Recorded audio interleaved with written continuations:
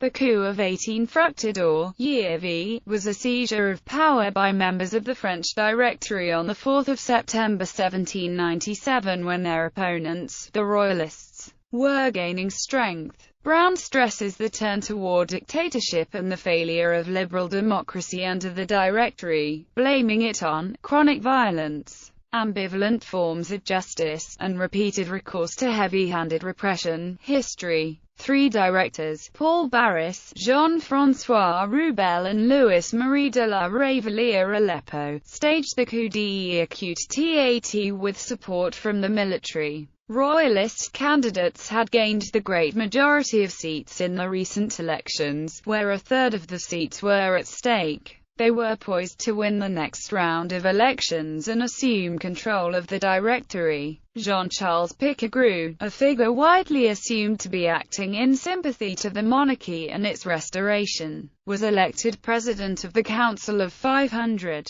After documentation of Pichegru's treasonous activities was supplied by Napoleon Bonaparte, the directors accused the entire body of plotting against the revolution and moved quickly to annul the elections and arrest the Royalists. To support the coup, General Lazare Hoche, then commander of the army of Sambre-et-Meuse, arrived in the capital with his troops, while Napoleon sent an army under Pierre Augereau. Deputies were arrested and 53 were exiled to Cayenne in French Guiana. Since death from tropical disease was likely, it was referred to as the dry guillotine. The 42 opposition newspapers were closed, the chambers were purged, and elections were partly cancelled. Among those deported to Cayenne were Pichegru, François Barbé-Marbois, François-Marie, Marquis de Barthélemy and A.M. Acute Willett. Lazare Carnot made good his escape. The 2 vacant places in the Directory were filled by Philippe Merlin de Douai and Nicolas Louis-François de Neufchâteau. The government then returned to Jacobin methods. The law against the relatives of émigrés was reenacted, and military tribunals were established to condemn émigrés who should return to France. The non-juring priests were again persecuted.